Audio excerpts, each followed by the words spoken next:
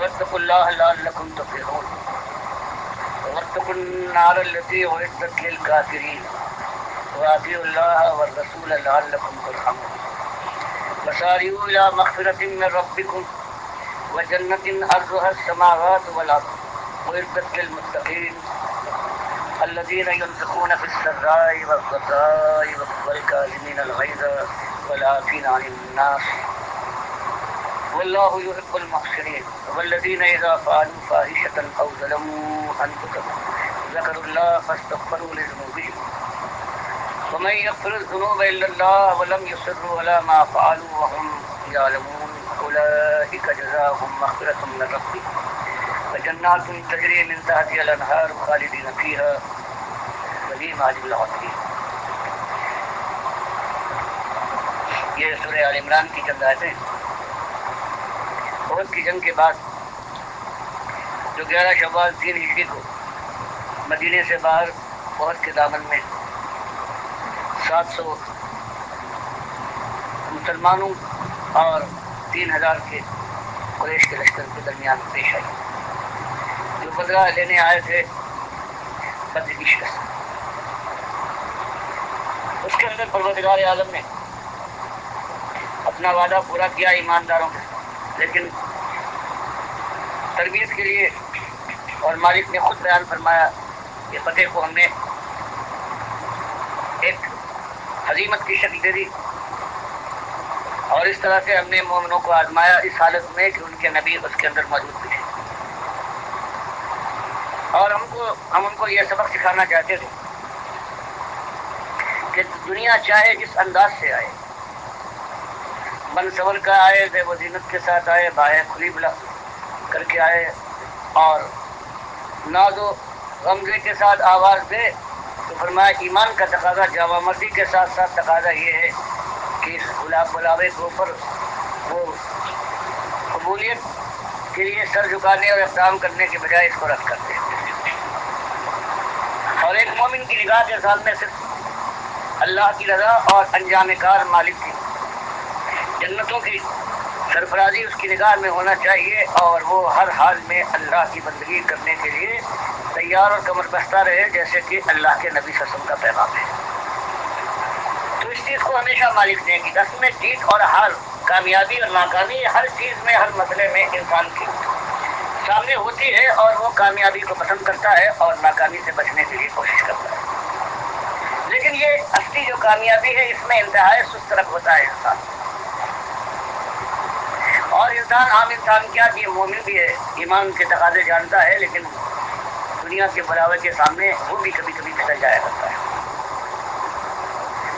تو اس تربیت کے لیے اللہ نے بتایا ہے کہ 3 چیزیں ہم آزمانا چاہتے ہیں 3 باتوں میں، اس لیے ہم نے یہ شکست دی ہے. ہم نے وعدہ پورا کیا، تم فتح یاب بھی ہوئے، اور تم نے یہ بھی دیکھ لیا کہ وہی خواتین جو اپنی فوج کو اور اپنے جوانوں کو جوش دلا رہی تھیں اور کہتی جاتی تھی تب بندی کے بعد ابھی جنگ شروع ہونے والی تھی کہ نحن بنات الطارق، کہ ہمیں تم پہچانتے ہو قوم والو کہ ہم ستاروں کی بیٹیاں ہیں، نمشی علی النمارق، اور ہمارا مقام یہ ہے کہ ہم زمین کے اوپر پیر نہیں دیں، ہم غالیچوں اور قالینوں پر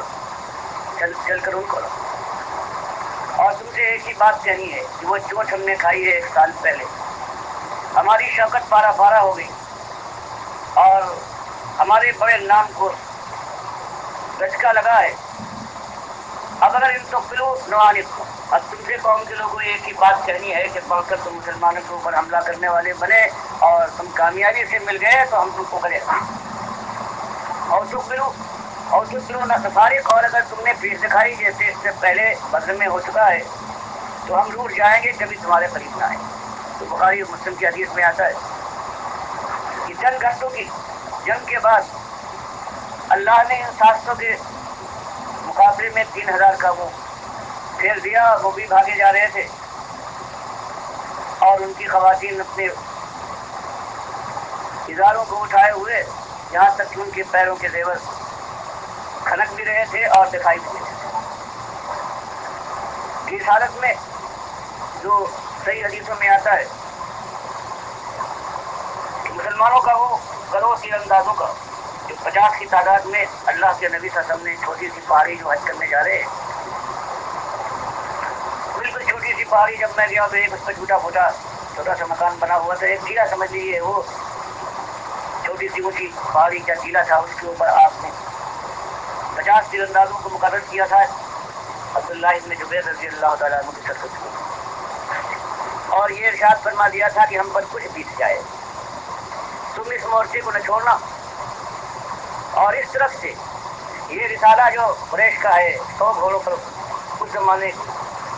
वो मुश्तमिल था, और उसके सरदार थे खालिद इब्न वलीद और इकरमा बिन मुजैहिद उस वक्त कि ये पीछे से भागे, तुम्हारे पैका है, इनके रास्ते में ये हाल होना चाहिए, तुम्हारे इनके अगर चंद घंटों के बाद मैदान साफ हो गया और जो नीचे थे वो वाले गनीमत जमा करने में लग गए। ऊपर वालों ने देखा, इन तीरंदाजों ने कहा अब तो जंग हो चुकी है, खत्म हो गई, चलिए हम भी अपना हिस्सा इसमें बताएं। उसके सरदार अब्दुल्लाह इब्न जुबैर रज़ी अल्लाह तआला अन्हु ने वो अल्फाज याद दिलाए कि नबी सल्लल्लाहु अलैहि वसल्लम ने फरमाया कुछ हो जाए, यहाँ तक के बगैर मेरे तक में सरी हुक्म न दूँ, अगर तुम ये भी देखो कि हमारे लाशें पड़े हुए हैं मैदान में और परिंदे उसे नोच नोच खा रहे हैं, तब भी ना आना।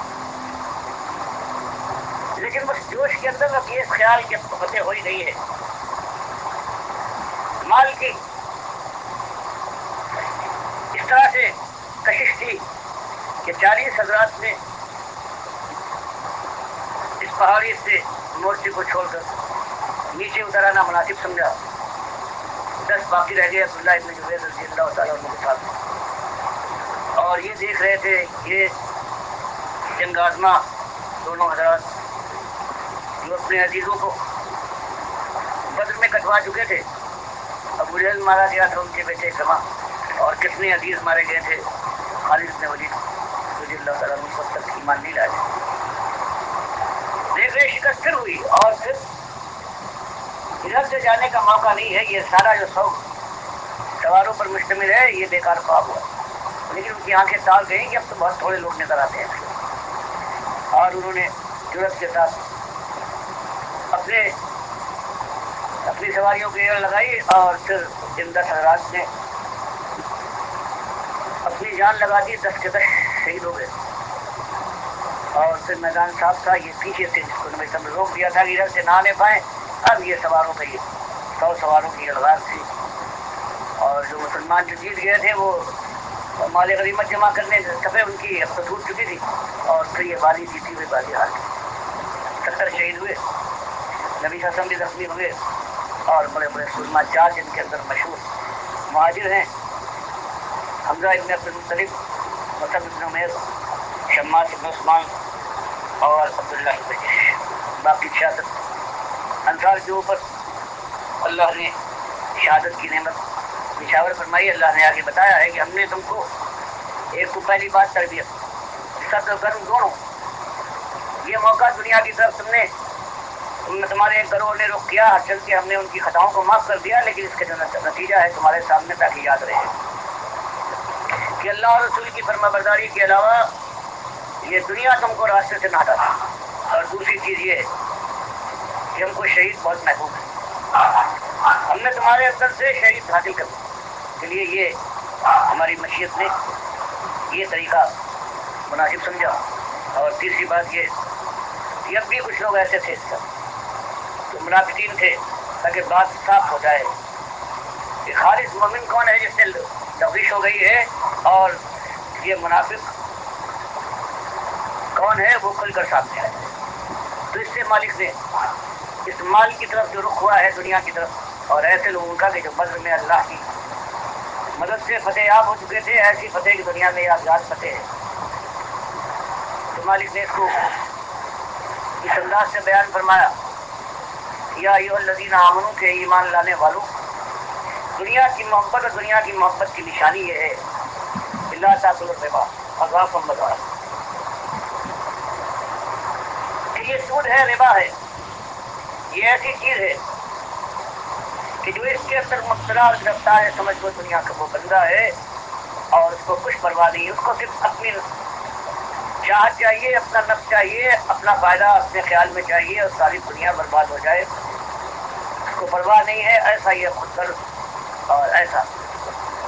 یہ دنیا دار اور بے ایمان انسان ہوا کرتا ہے جو اللہ نے اسی کو بنایا دنیا داری کی. یہ ایک نشانی سب سے بڑی نشانی ہے. اور یوں فرمایا کہ ایمان کے قراریوں، ایک طرف ایمان ہے اور دوسری طرف دنیا کا یہ بلاوا ہے اور بہکاوا ہے. اس کی طرف اگر تم رخ کرو گے تو اس کے بعد تمہاری خیر نہیں ہے. تمہارا ایمان بھی اللہ کی بارگاہ میں کوئی قیمت نہ اٹھا سکے گا. فرمایا لا تاکلوا، مت کھاؤ الربا. سود اس وقت تک حرام نہیں ہوا تھا، صرف برائیاں اس کی بتائی جا رہی ہیں. جیسے سورہ روم میں مکے کے اندر جو آئے ہیں اور یہ ہجرت کے 3 سال کے قریب گزرے ہیں کہ نہ کھاؤ سود کو اضعافا مضاعفا. اس کی خاصیت یہ ہے کہ یہ سود کھانے والا کوئی چوٹ نہیں کھاتا، بس اس کے مال میں بڑھوتری ہوتی جاتی ہے ہمیشہ. کوئی یہ خطرہ مول نہیں لیتا. اس کی سود کی خاصیت یہ ہے کہ محتاج ہوتا ہے، اور یہ دنیا داری کی بدترین نشانی ہے. تو مالک بیان فرما رہا ہے کہ تم نے دیکھ لیا کہ تمہارے اندر سے چند لوگوں نے دنیا اور آخرت کے فرق کے اندر بے اعتدالی کی، تو تم نے آج دیکھ لیا سب کے ساتھ کیا معاملہ ہوا. تو دنیا ایسی چیز ہے کہ کبھی ایسا معاملہ ہو جو حدود کے اندر دنیا کو برتنا اور اس سے فائدہ اٹھانا یہ اللہ نے حلال قرار دے دیا ہے. لیکن یہ حد سے گزر جاؤ اور یہی دنیا ہو اس کے مقابلے میں اپنے مالک کو فراموش کر دو، تو اس کے بعد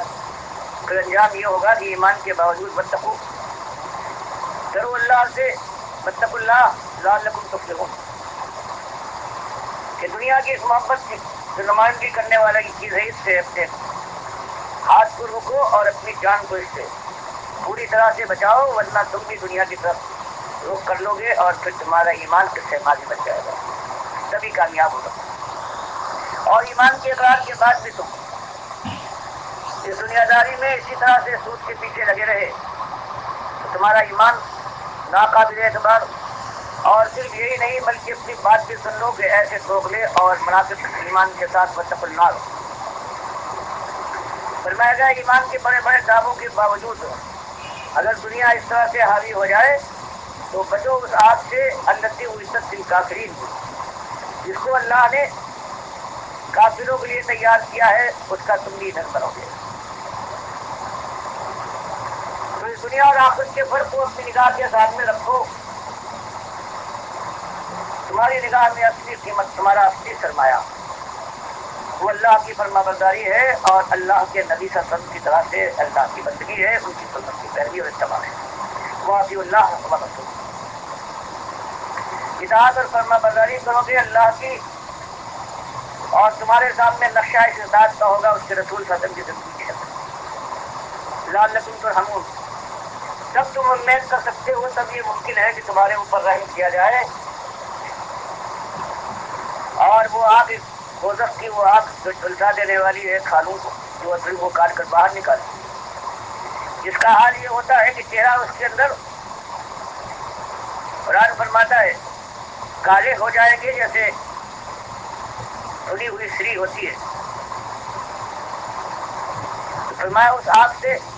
اگر بچنا چاہتے ہو رحم کے خواستگار اور طالب ہو تو اس دنیا کی بجائے تمہارے سامنے ایک ہی چیز ایمان کے اقرار کے بعد ہونی چاہیے کہ تم اللہ کے فرما بردار اور اللہ کی فرما برداری اس انداز سے کرنے والے جو فرما برداری کی روش نبی صلی اللہ علیہ وسلم نے اختیار کی. تب کہیں جا کر صحیح معنوں میں اللہ کی رحمت کے مستحق ہو گئے. باقی دنیا داری میں لوگوں کے ساتھ جو ان کا انداز ہے، جو دنیا کی قدریں ہیں، جو ان کا معیار ہے، اس کو آپ بند کر کے اختیار کر لو اور اسی راہ میں لوگوں کے ساتھ ہاتھ میں ہاتھ ڈال کر دوڑتے رہو اور ایمان کے دعوے دار اور نعرے بھی لگاتے رہو اپنی بندگی کے. فرمایا اللہ کے یہاں یہ تمہارا رویہ ناقابل قبول ہے. اب تمہارے لیے اگر تم اپنی جان کے خواہاں ہو، خیر کی متلاشی، تو ساریوں ان کو چاہیے کہ تم سبقت کرو اور دوڑو اذا مقصد کرو. اللہ اپنے مالک اب جو تمہارا رب ہے اس کی معافی اور مغفرت کی طرف تم کو سبقت کرنی چاہیے، اور وہ بتا دی گئی وہ مقصد تم کو حاصل ہوگی اگر تم نے اس انداز سے بندگی کی کہ جس کو نمونہ پیش فرما رہے ہیں اللہ کے نبی۔ فرمائیے اس طرف بہو دنیا کتنے دنوں تمہارے دامن سے چمکی رہے گی اور کب تک تم اس کو اپنا اور اپنا بچانا بناؤ گے، اور اس دائمی اور سرمدی کامیابی کی طلب میں آگے بڑھو وہ جنت کہ اللہ تمہاری خطاؤں کو معاف کرے، مغفرت فرمائے اور ان گھنیرے باغات میں تمہیں داخل فرما کر تم کو ان کا مالک بنا دے دیا، ارضھا کہ جس کی چوڑائی السماوات آسمانوں کے برابر والارض اور زمین کے برابر، عزت للمتقین، اور وہ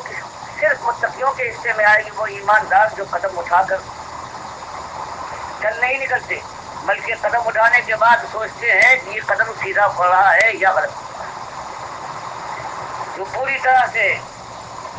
اللہ کی بندگی میں اپنے کو، جو حدیث میں آیا ہے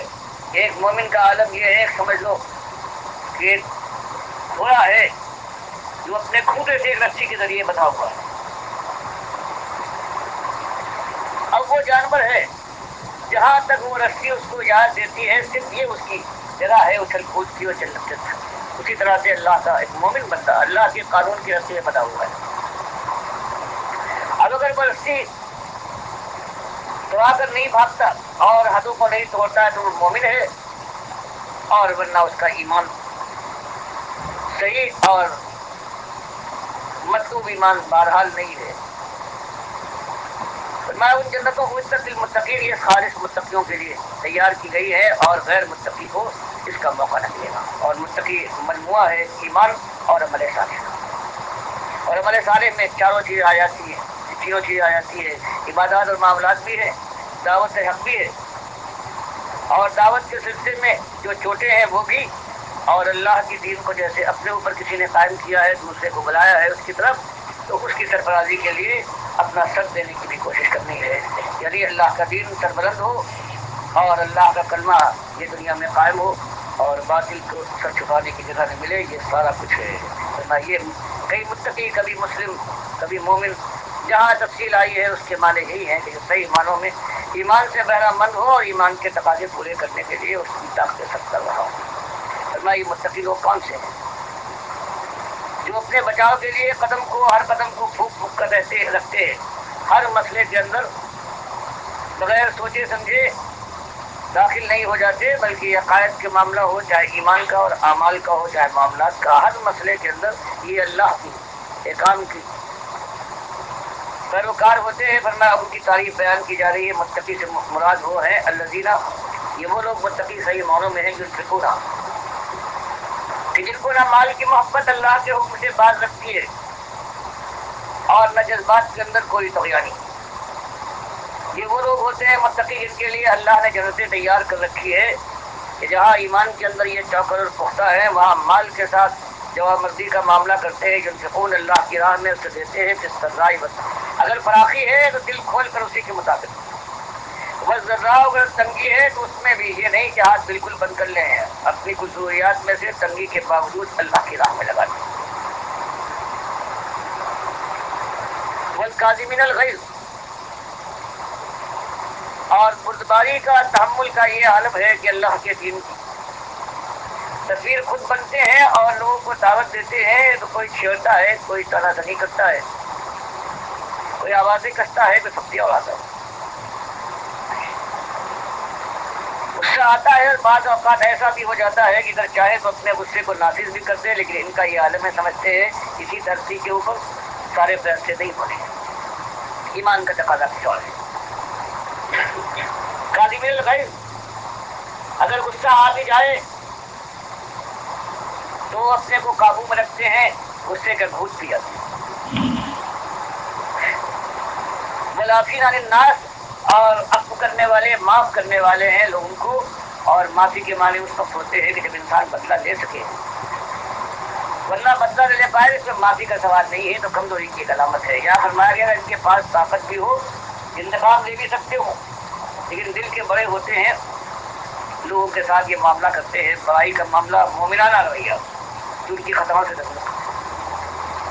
اور یہ صحیح معنوں میں وہ عمل ہے کہ اللہ اس کو محبوب رکھتا ہے، واللہ یحب المحسنین۔ اللہ ایسے محسنوں، اس احسان کی تعریف آئی ہے کہ اللہ کی بندگی کوئی کام کس انداز سے کرنا بھی گویا کرنے والا اللہ کو دیکھ رہا ہے، یہ تو کیفیت کی انتہا ہے۔ لیکن احسان کا جو دوسرا درجہ ہے وہ یہ ہے کہ یہ کیفیت تو بہت مشکل سے یہ حضوری اندر پیدا کی جا سکتی ہے، لیکن اس کے کم درجہ یہ ہے کہ انسان کو یہ خیال رہے کہ بہرحال میں نہ دیکھ پاؤں اللہ کو، لیکن اللہ تو بہرحال میرا مالک مجھے دیکھ رہا ہے۔ فرمایا ایسے لوگ جو اللہ کی بندگی کرے اور اس ہوشیاری اور اس استحضار کے ساتھ، ان سے اللہ محبت کرتا ہے، اللہ کے یہ صحیح معنوں میں بندے ہیں۔ اور یہ ان سے ہر قسم کی خطا ہو سکتی ہے، یہ انسان ہے، یہ فرشتہ صفت کہا جاتا ہے، فرشتہ صفت یہ نہیں، ان سے کوئی خطا نہ ہو سکتی، بڑی سی بڑی بات بھی ہو سکتی ہے، انسان ہے بہرحال، شیطان کے ساتھ لگا ہوا ہے، نفس ہے جو مزوری کر بھی سکتا ہے۔ فرمایا ان سے بھی والذین اذا فعلوا فاحشہ، اگر کوئی بے حیائی تک کوئی کام ہو جائے اور ظلموں یا کسی مسئلے کے اندر انہوں نے اپنے نفس پر ظلم کیا ہے، یعنی اس کو اللہ کی نافرمانی میں لگایا ہے، ہر چند کو اس کا حق یہ ہے اپنی جان کا کہ اس کو بربادی سے بچانے کے لیے اللہ کی فرما برداری میں لگانا چاہیے۔ فرمایا ان کے اندر بڑی سی بڑی خطا بھی ہو سکتی ہے، لیکن ایمان اس طرح سے ان کے رب و پے میں شرائط کر دیا ہے کہ کبھی ایسی بھول ہو جاتی ہے ذکر اللہ، تو یہ نہیں کہ سر پر بھاگتے جائیں، بلکہ یہ ہنگامہ زوروں پر ہونے کے بعد جب کبھی تھمتا ہے تو ذکر اللہ، اللہ ان کو یاد ہے، پھر پشیمانی ہے، پھر توبۃ اللہ ہے، پھر اپنے مالک سے استغفار کرتے ہیں، اپنی خطاؤں کا اقرار کرتے ہیں، مالک سے وعدہ کرتے ہیں، مالک اب ہوشیار رہوں گا، شیطان نے مجھے شل کر دیا یا نفس مجھ پر غالب آ گیا، پروردگار درگزر فرما، اور سمجھتے ہیں یہی ایک مالک ہے، اپنا مالک ہے، بڑی سی بڑی خطا ہو گئی ہے، شرمندگی ہے، آنسو بہ رہے ہیں، لیکن یقین ہے من یغفر الذنوب الا اللہ، جانتے ہیں کہ اللہ کے علاوہ اور کون معاف کرنے والا ہے، وہی ایک در ہے اور اسی کے طرف حکم ہے۔ وَلَمْ يُصِرُّوا عَلَىٰ مَا فَعَلُوا وَهُمْ يَعْلَمُونَ، اور پھر اگر کوئی یہ قدم اٹھا بیٹھتے ہیں کہ جو صحیح معنوں میں جوش کے اندر اٹھ جاتا ہے، لیکن جب ہوش آتا ہے اور یہ سمجھتے ہیں کہ یہ قدم کو نہ اٹھنا چاہیے تھا، اب اس خیال سے کردار ان کے حائل ہو جائے بیچ میں، اور یہ کہ جو کر چکے ہو اب خطا نہ ماننا ورنہ تمہاری ہوا ہو جائے گی۔ ان کا حال، مومن جو ہے جو متقی ہے اس کا حال یہ ہوتا ہے، خطائیں اس سے ہوتی ہیں، لیکن وَلَمْ يُصِرُّوا عَلَىٰ مَا فَعَلُوا وَهُمْ يَعْلَمُونَ، کہ اصرار نہیں کرتا اللہ کا بندہ ایسا جو مومن اور متقی ہے، خطا کار تو ہو سکتا ہے، کوئی غلط قدم اس نے اٹھا دیا ہے اور اس کے بعد کسی سمجھانے والے نے یا خود جوش کا یہ دور گزرا ہے، ہوش میں آیا ہے، علم ہوا ہے کہ میں نے غلط کارروائی کی ہے، غلط قدم اٹھ گیا ہے، پھر میں ایسی اصرار نہیں ہوتی، شرمندگی ہوتی ہے، اور خالی جھوٹا اپنا کردار اور منہ کو اونچا رکھنے کے لیے اس کا یہ حال نہیں ہوتا کہ جو کر چکا ہوں یہ بالکل صحیح ہے، تو یہ ایسے لوگ۔ تو یہ بتایا گیا کہ مومن کے معنی یہ نہیں ہے، مومن کے لیے بس ایک معاملہ ہے کہ ہر وقت ایمان جو ہے اس سے وابستگی اس کی ہے، کسی وقت غفلت ہو جائے تو پلٹے گا وہ ایمان کی طرف، در ایک ہی ہے، چوکھٹ ایک ہے اللہ کی۔ اب فرمایا یہ ایسے جو لوگ ہیں، اور گویا اشارہ فرما دیا گیا تمہارے اندر بھی ایسے ہیں کہ اس جنگ کے اندر تمہارے پائے سبات لفش آ گئی، یا کچھ ایسے لوگ ہیں کہ دنیا نے ان کو اپنی طرف راغب کر لیا اور تعبیریں انہوں نے کی، بتایا گیا یہ ہو سکتا ہے، اور گویا یہ اشارہ تھا کہ اللہ اس کو معاف کر دے گا، بہت بڑی بات ہے، لیکن اللہ جانتا ہے اس کے بندے کیسے کمزور ہیں، چاہے وہ کس رہنما اور کس پیشوا کے ساتھی کیوں نہ ہو۔ بتایا انداز یہ ہونا چاہیے اولئک کا، تو ان کے دن بیتے گئے، ان کا بھی وقت آئے گا بہرحال دنیا سے جانے کا، اور فیصلے کے لیے مالک کے دربار ہے جہاں یہ جائیں گے۔ لیکن اس انداز سے اولئک جزاؤہم، یہ وہ لوگ ہیں کہ آخر کار ان کو بدلہ ملے گا مغفرۃ من ربہم، ان کے رب کی طرف سے معافی دے دے گا پروردگار۔ وہ جنات، اور ان باغات میں یہ داخل ہوں گے تجری من تحتہا الانہار، جن کے نیچے نہریں بہتی ہوں گی، خالدین فیہا، ہمیشہ اس میں رہیں گے، ونعم اجر العاملین، اور کیا خوب بدلہ ہے ہمیشہ کی زندگی، ہمیشہ کا عیش، ہمیشہ کا جوانی، ہمیشہ کی حکمرانی ایسی کہ مالک فرما دے کہ اگر کسی ان کے حکم میں کچھ دیر ہو جائے یا اس کو پورا نہ کیا جائے تو مالک ان کو حق دیتا ہے کہ اپنے مالک سے یہ سوال کرے کہ مالک تو نے وعدہ کیا تھا اور یہ وعدہ پورا نہ ہوا، میں نے اس بات کی خواہش کی یا حکم یہ کیا اور وہ صادق نہ ہو۔ تو یہ ارشاد بیان فرمانے کے بعد پھر صحابہ کرام کو مخاطب کر کے یہ بتایا گیا کہ تم بھی مثبت تعلیم بنو، جن سے بھول ہو گئی ہے واپس لوٹو، اور یہ یقین رکھو کہ اللہ نے تربیت کے لیے اپنی مشیت کو نافذ کیا ہے، لیکن آخر کار کامیابی ایمانداروں کا مقدر ہے۔ قد خلت من قبلکم سنن، اس سے پہلے بھی دنیا کے اندر ایسے واقعات پیش آئے ہیں کہ کفر اور باطل آپس میں ٹکرائے ہیں، اور کبھی کبھی ایمان کو انہوں نے جب ٹکر ہوئی ہے ایمان سے تو اللہ نے وقتی طور پر کامیابی دی ہے باطل کو، لیکن آخر کار انجام باطل کے علمبرداروں کا برا ہوا ہے۔ بصیرو، فرمایا اگر اطمینان کے لیے اللہ کی بات پر یقین کرو، بصیرو فی الارض، اور زمین کے اندر اگر چلنے پھرنے کا موقع ہو تو ان ظالم بستیوں پر سے گزرو، یہ ہو سکتا ہے ان کے مکان موجود ہوں لیکن مکین نہ ہوگا، جیسے قوم سمود کی بستیاں ہیں، پہاڑوں کو تراش کر محلات بنائے تھے اور ابھی تک ہزاروں سال کے بعد بھی اسی طرح قائم ہے، معلوم ہوتا ہے کہ آج بنے ہیں لیکن ایک رہنے والا اس تک موجود نہیں۔ بصیرو فی الارض، زمین میں چلو پھرے، فانظروا، اور آنکھ کھول کر دیکھو، کئی بار کھانا عاقبۃ المکذبین، کہ کیا انجام ہوا ہے آخر کار۔ یہ تو اتار چڑھاؤ ہے، یہ وقتی اور ہنگامی دور ہے، یہ تو ایک ڈول کا معاملہ ہے، کبھی ایک ہاتھ میں کبھی، لیکن آخر کار اگر مومن جمے رہے، اللہ نے استقامت دی تو اس کے بعد وہی غالب آ کے رہیں گے۔